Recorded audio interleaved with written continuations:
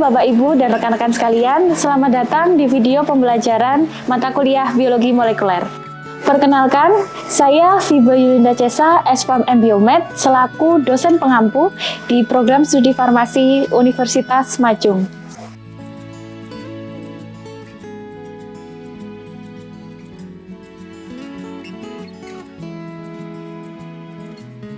Mata kuliah ini dirancang untuk memberikan pengenalan aspek molekular modern yang akan memperkenalkan molekul yang memainkan peran kunci dalam biologi termasuk DNA, protein, dan juga karbohidrat.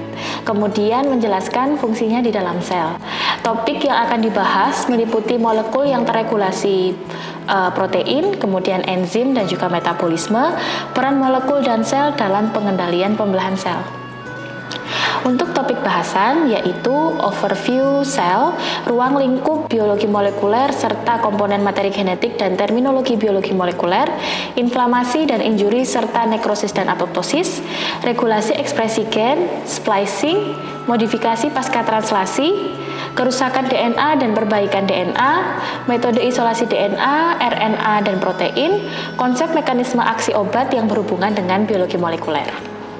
Dalam mata kuliah ini terdapat 2 capaian pembelajaran lulusan dan 4 capaian pembelajaran mata kuliah.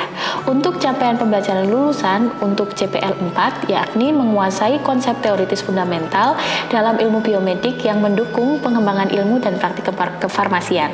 Dan untuk CPL 8 yaitu mampu mengaplikasikan konsep pengembangan, manufaktur, penjaminan mutu, dan pengujian mutu sediaan farmasi dan herbal, alat kesehatan dan perbekalan kesehatan lainnya sesuai regulasi yang berlaku, serta registrasi sediaan farmasi dan alat kesehatan.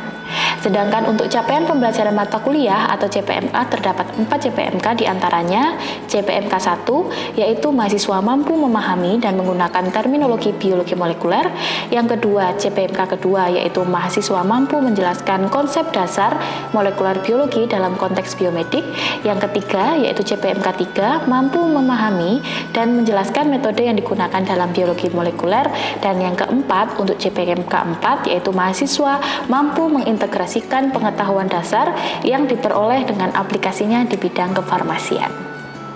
Materi pembelajaran dalam mata kuliah ini meliputi yang pertama, di pertemuan pertama ada kontrak perkuliahan, kemudian untuk pertemuan kedua terdapat overview sel, kemudian yang ketiga ada siklus sel, keempat mekanisme kanker yang akan menjadi video untuk pembelajaran selanjutnya, kemudian ada injuri dan inflamasi sel di pertemuan kelima, di pertemuan keenam ada adaptasi sel, pertemuan ketujuh nekrosis dan apoptosis, untuk pertemuan kedelapan ada ujian tengah semester untuk materi kedua hingga ketujuh, kemudian untuk pertemuan ke-9 ada replikasi, transkripsi, dan pasca transkripsi, kemudian yang ke-10 yaitu translasi dan pasca translasi, pertemuan ke-11 terdapat regulasi ekspresi gen, pertemuan ke-12 terdapat isolasi DNA, RNA, dan juga protein, kemudian selanjutnya ada kerusakan DNA dan mekanisme perbaikan DNA, kemudian untuk materi ke-14 itu ada mekanisme aksi obat kanker, antiinflamasi, antidiabetes, dan juga antihipertensi. Untuk persiapan UAS dilakukan di minggu ke-15 dan ujian akhir semester itu dilakukan di pertemuan ke-16 dengan metode presentasi. Untuk mata kuliah biologi molekular menggunakan pendekatan pada paket 3 yaitu menitikberatkan pada studi kasus atau aktivitas partisipatif. Untuk penilaian, mahasiswa diberikan tugas dalam bentuk yang pertama pertanyaan lisan, kemudian tugas, kuis, studi kasus dan presentasi yang akan kami demokan dan akan kami jelaskan pada video pembelajaran ini. Kemudian untuk ujian tengah semester juga menggunakan presentasi, pertanyaan lisan, dan juga tugas. Demikian penjelasan saya terkait dengan rencana pembelajaran semester untuk mata kuliah biologi molekuler. Berikut ini dapat disimak terkait dengan video pembelajaran. Selamat menyaksikan. Baik, selamat pagi teman-teman semuanya. Selamat pagi. Semuanya sehat? Sehat. Masih semangat semester berapa ini? semester 5 sekarang sudah ya? Oke.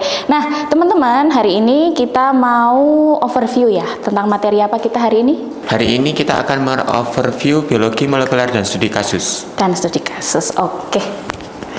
Nah, teman-teman, yang kita ketahui ya, kalau misalkan biologi molekuler ini, kita kan kemarin minggu lalu sudah bahas terkait dengan kontrak kuliahnya ya, sudah belajar juga terkait dengan RPS-nya. Nah, sekarang di pertemuan kali ini, melanjutkan pertemuan minggu lalu, ini adalah overview yang akan saya jelaskan ke teman-teman. Yang pertama, itu nanti kita akan belajar ya, karena ini kan merupakan paket 3. Nah, ini kita akan belajar terkait dengan gimana sih caranya teman-teman nanti akan belajar studi kasus. Karena kalian nanti akan saya bagi kelompok gitu ya. Nanti mungkin ada 2 kelompok yang akan terbentuk gitu, yang akan mengerjakan studi kasus dari saya. Kemudian yang kedua, nah terkait dengan apa ini teman-teman?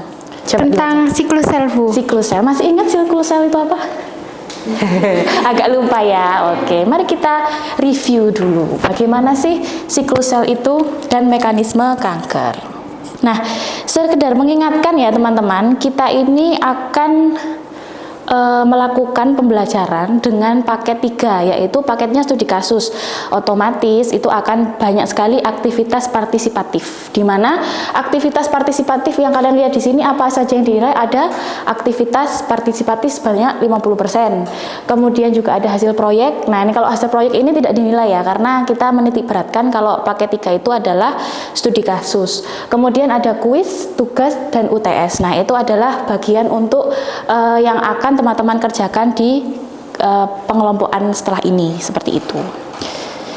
Nah, yang sudah kita bahas ya, bahwa studi kasus yang dilakukan di biologi molekuler ini targetnya itu sebetulnya adalah untuk tahu konsep biologi molekuler itu seperti apa. Kan kalau misalkan kita tahu ya, kalau biologi itu kan belajar tentang makhluk hidup, molekuler berarti kita belajar lebih detail terkait dengan molekul yang berada pada suatu mekanisme seperti itu. Jadi yang selama ini kita cuma tahu, oh iya siklus sel seperti ini, oh iya kanker seperti ini, tapi kita jadi tahu bagaimana mekanismenya lebih dalam. Nah, ini akan kita pelajari melalui analisis dan juga bagaimana caranya kalian memahami masalah seperti itu. Nah, karena tugas kita studi kasus, di sini saya sudah siapkan tips dan triksnya.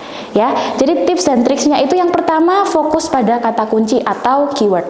Jadi nanti kan ada ya di jurnal kalian yang nanti akan saya berikan, itu akan ada judul. Kemudian studi kasus yang akan digunakan itu adalah terkait dengan kasus nyata. Nah, kebanyakan kan kasusnya pasti kalau studi kasus itu kedokteran ya. Jadi nanti kita akan melihat bagaimana sih cara penanganan pada penyakit tertentu, kemudian bagaimana terapinya. Nah, itu nanti yang akan kalian pelajari.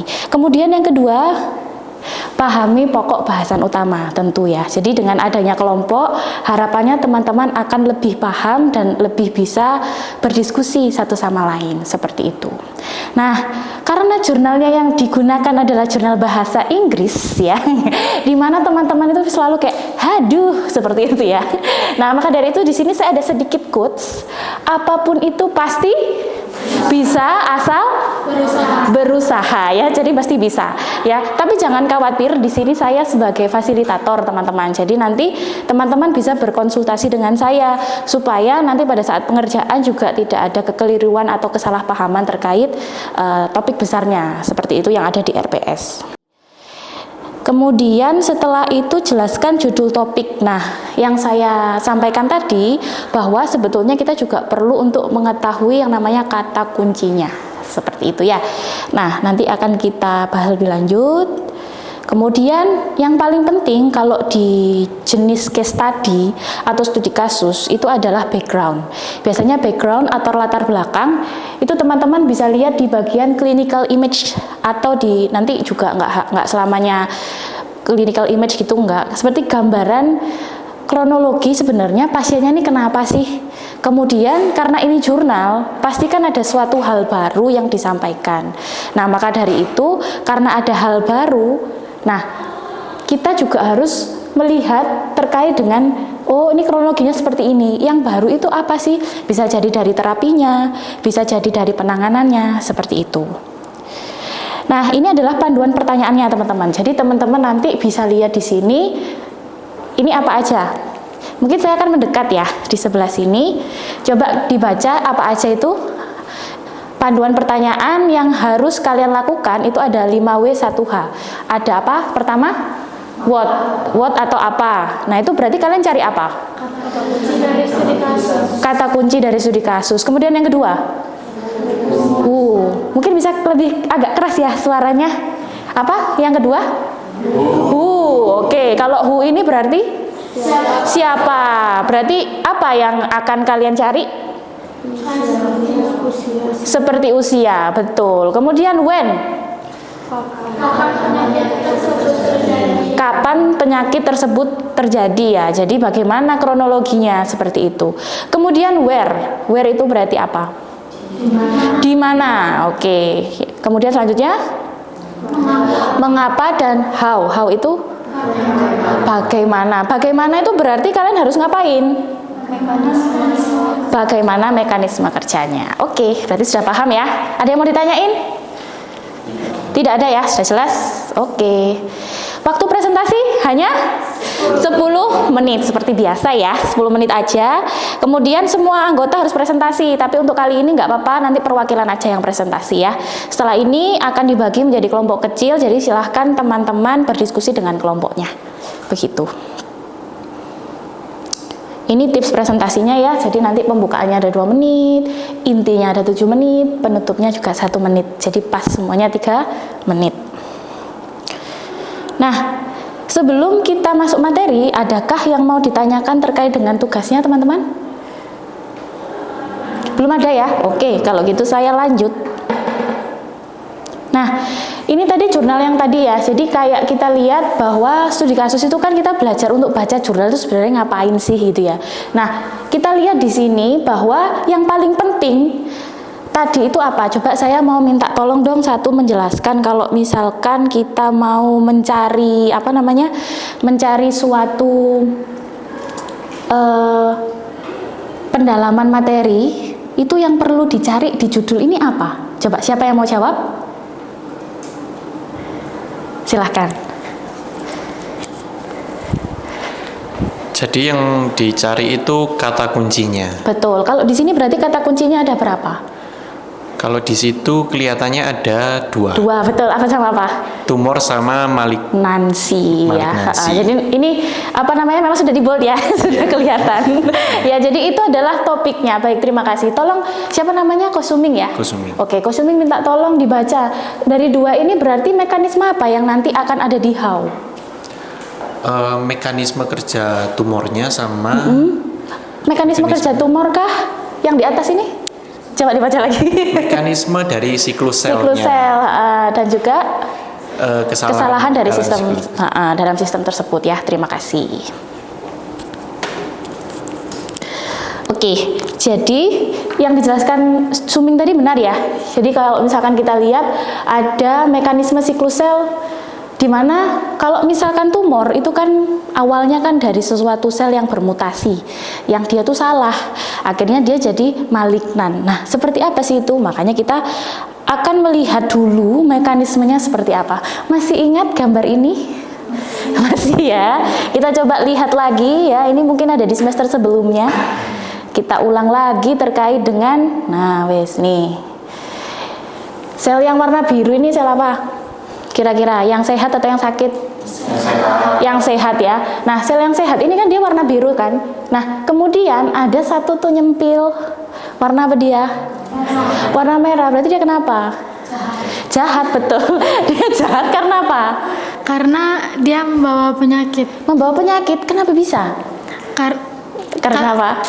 Karena dia kan itu tadi kan menjelaskan mengenai tumor kan. Nah, itu berpengaruh mungkin karena Ya. pola hidupnya nggak sehat. Terus Betul. kan awalnya selnya itu sehat. Terus karena Oke. pola hidupnya nggak sehat, jadinya itu ada sel yang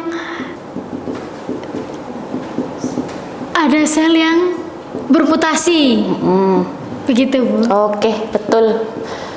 Yang dijelaskan Viola tadi ada 2 poin yang saya tangkap. Yang pertama, pola hidupnya nggak sehat. Yang kedua, ada sel yang bermutasi kan. Nah, kita lihat dia itu pertamanya kan baik-baik semua nih, baik-baik aja, itu sel yang nggak apa-apa, baik-baik aja. Ternyata sel baik yang tersakiti itu dia menjadi jahat. Nah, gimana sih kenapa dia tersakiti gitu ya? Karena adanya apa nih kata-kata yang ini? Kata si Viola tadi. Ada mutasi ya kan? Nah, ini ada sel yang bermutasi. Nah, sel yang bermutasi ini, nah dia menjadi ekspansi. Kata ekspansi ini kan kalau dalam bisnis berarti mengembangkan bisnisnya kan? Ya misalkan nih, bisnis hotel, ya kan? Kalau misalkan dia hotel A nih di Malang, ternyata rame pengunjungnya. Dia udah profit, punya keuntungan. Akhirnya dia lanjut ke Bali misalkan, ya udah kita buka cabang aja di Bali, ekspansi dia. Nah, kalau misalkan kayak gini, berarti ada namanya clonal expansion. Jadi warna apa ini yang banyak expansion ini ya? Warna merah. Nah, yang berhasil, selnya berhasil bermutasi menjadi jahat itu 1. Nah, 1 ini kan namanya, tadi ada katanya Kosuming kan ada gangguan gangguan siklus sel. Nah, karena siklus sel ini terganggu, maka yang terjadi adalah 1 ini yang mutasi, dia itu jadi 2 jadi 4-nya ini nanti jadi banyak. Nah, itu baru ekspansi. Nah, tadi dijelaskan juga ada pola hidup tidak sehat sama si Viola. Ini dia environmental insults. Karena ada dukungan. Kalau ekspansi tadi dukungannya apa? Bisa ekspansi dia. Hotel tadi. Karena apa? Karena profit, ya kan? Karena untung, di Malang untung. Ya udah kita move aja ke Bali, kita bikin cabang di sana. Kayak gitu. Nah, environmental insults-nya itu maksudnya itu.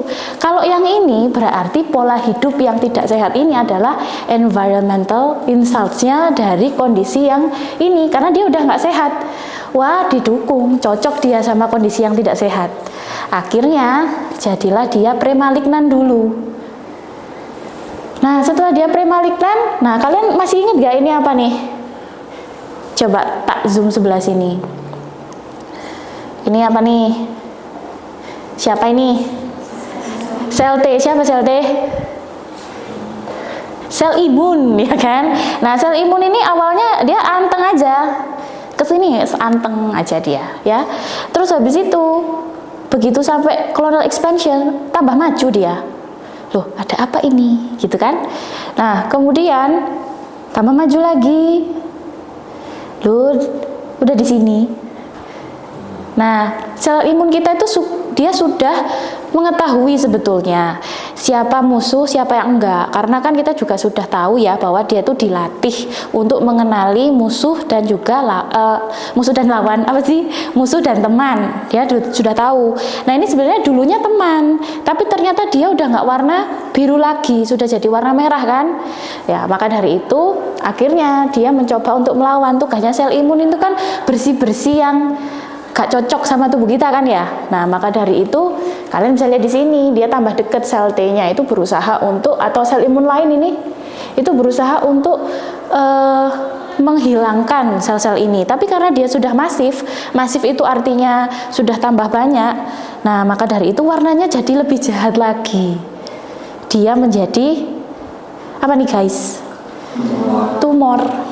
Seperti itu ya. Jadi akumulasi ini yang akhirnya sel imunnya, kalau kalian lihat di sini ada nggak sel T-nya tadi? Nggak ada. Coba kita lihat di sini ya, sel T-nya kenapa? Loh, sel T-nya capek, udah nggak bisa lagi, exhausted. Jadi dia sudah lelah, seperti itu. Baik, silahkan teman-teman sekarang berkumpul di kelompoknya masing-masing. Permisi Bu Viva, mau nanya. Iya, kenapa? Ini Bu, mutasi pada gen MYD88 ini di mana ya Bu? Kalau nggak salah ini tuh di sel imun ya. Kalau kalian belajar di sel apa ya kemarin? Saya juga agak lupa lagi. Di jurnalnya coba dibaca lagi. Ada sovelnya kah? Coba dibaca dulu. Kalau kalian lihatnya di mana kemarin? Antara sel apa? Sel B. Sel B ya. Coba dicek, coba temennya ngecek, bener kah? Oh, benar ya? Oke, sip. Di sel B ya. Jadi nanti jangan lupa pada saat menjelaskan itu mutasinya di mana, di sel B itu di mana. Kan di MYD88 ya. Terus nanti dijelaskan di bagian mana, di bagian sini udah bagus. Tapi nanti oh ya, ini terapinya sudah ya. Jangan lupa diberikan alasannya kenapa kok terapi itu digunakan. Seperti itu. Ada yang mau ditanyakan? Sudah. Oke, lanjut. Bu, permisi mau tanya. Oh iya, silahkan. Kenapa? Kan tadi di bagian 5W1H, nah itu saya bingung di bagian W. Y, ya bagian Y. Nah itu kita membahas bagian mengapa hal ini tuh bisa terjadi apa gimana? Iya betul. Jadi kalau misalkan dilihat dari sini itu kan judulnya itu kan ini kan ya. Tadi Y kan ya? Ya, Y. Kalau Y itu kan berarti kenapa dia bisa kena penyakit? Berarti yang mana kata kuncinya ini? Y-nya. Kira-kira. Yang ini, yang ini ya. Jadi yang itu nanti bisa lebih dibahas. Terus jangan lupa when-nya. Jadi when-nya itu runtutan ceritanya apa yang terjadi seperti itu. Ada lagi yang mau ditanyakan? Sudah ya, nanti dilanjut ya. Terima kasih. Oke teman-teman, sudah selesai ya dibagi kelompok tadi. Sekarang sebelum temannya presentasi, untuk mempermudah atau untuk mengukur ya teman-teman sudah paham apa belum dengan materinya, silahkan mengerjakan pretest yang sudah saya siapkan di Teams. Waktunya 10 menit ya, silahkan dikerjakan. Berikut ini merupakan tampilan Microsoft Teams yang digunakan untuk membagikan materi dan juga link pre dan juga post test. Berikut ini adalah tampilan untuk link pretest di mana mahasiswa dapat mengerjakan link pretest melalui link yang sudah saya siapkan sebagai berikut. Mahasiswa kemudian akan melakukan pengisian dan juga pengerjaan dilakukan selama 10 menit. Berikut ini adalah soal-soal contoh yang digunakan untuk mengukur dan mengevaluasi pemahaman mahasiswa sebelum dan sesudah presentasi. Mahasiswa akan langsung mendapatkan informasi terkait dengan poinnya sehingga pada saat proses presentasi mahasiswa bisa mencatat dan juga bisa mengerjakan post-test dengan baik. Oke, waktunya sudah habis ya teman-teman. Silahkan nanti kelompok 1 presentasi dilanjutkan oleh kelompok 2 seperti itu. Baik, silahkan. Baik, dari kelompok 1 ini kami ada studi kasus tentang masalah LPL non IgM. Jadi di sini ada pasien umurnya itu 90 tahun. Nah, dengan riwayat itu ada heart failure atau gagal jantung, dan juga ada hipertensi, ada basal sel karsinoma. Nah, dan juga itu pada Oktober 2023 itu jatuh dan menyebabkan itu fraktur pada tulang femur bagian kiri. Oh iya. Itu. Iya, mohon maaf memotong ya. Nah, itu kalau misalkan saya lihat itu tadi saya kan bilangnya kan basal sel karsinoma ya. Setelah saya baca itu ada yang namanya left side hematoma. Kemudian dia dirujuk ke hematologi karena adanya pansitopenia. Nah, berarti dalam kondisi itu mereka pasiennya ini sudah dapat apa aja ya? Nah, dari studi kasus ini pasien itu mendapatkan transfusi darah karena beberapa sel dalam darahnya itu seperti sel darah merah, terus hemoglobin, hematrosit itu terlalu rendah. Jadi pasien langsung mendapat paket sel darah merah intravena dan juga itu mendapat platelet dan juga 5 dosis dari ferric gluconat 125 mg. Dan juga untuk obat oralnya itu ada cyanocobalamin 1000 mcg seperti itu. Oke, baik. Berarti yang menjadi menjadi penanda terkait dengan left side hematomanya itu serum apa ya? Apa menjadi penandanya di situ? Nah, untuk penandanya ini kami menduga itu dari serum IgA-nya. Iya. Nah, itu serum IgA-nya itu terlalu tinggi, yaitu 4,208 mg per desiliter. Seperti itu. Oh iya ya, tapi di situ ceritanya pasiennya patuh apa enggak ya? Nah, kalau ceritanya di sini pasiennya itu tidak patuh minum obatnya karena ya seperti itu pasien orang tua. Jadi Betul. pasien orang tua. Mohon maaf. Nah, karena dia tidak terlalu patuh gitu, jadi serum IgA-nya itu tinggi seperti itu. Oke, baik. Oke, baik, terima kasih untuk kelompok 1. Selanjutnya kelompok 2 ya. Ya, silahkan dijelaskan. Oke, baik. Di sini kami akan menjelaskan di mana letak kesalahan mekanismenya, yaitu pada mutasi pada gen MY88 ini ditemukan pada suatu sel. Oh, di suatu sel ya. Sel apa ya? Nah, mutasi pada gen MY88 ini ditemukan pada sel B. Sebentar, saya zoom dulu.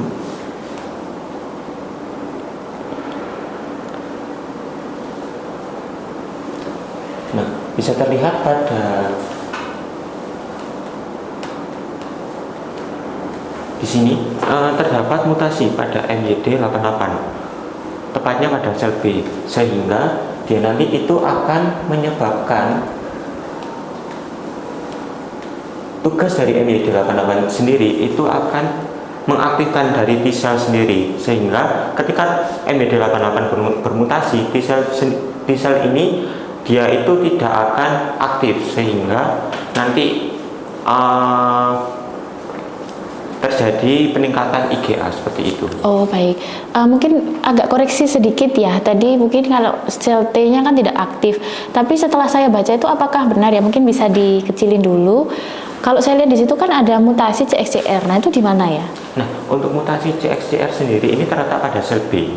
Oke. Yang dapat memicu proliferasi abnormal dan juga meningkatkan Ya. produksi IgA-nya. Berarti tadi bukan sel T-nya Ya. yang itu ya. Tetapi adalah sel B-nya.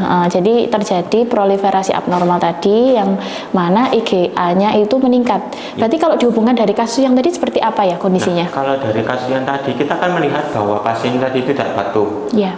Ya, oleh karena itu produksi IgA-nya meningkat. Nah, kalau kita lihat penyebab dari produksi IgA meningkat berarti adalah terjadi pada mutasi CXCR pada sel B tersebut. Oke, terus bagaimana terapinya? Nah, untuk terapinya saya akan jelaskan menggunakan yaitu sanubrutinib. Sanubrutinib ini efektif dalam menekan pertumbuhan sel kanker dan juga menurunkan produksi IgA tersebut sehingga cocok dengan pasien tersebut seperti itu.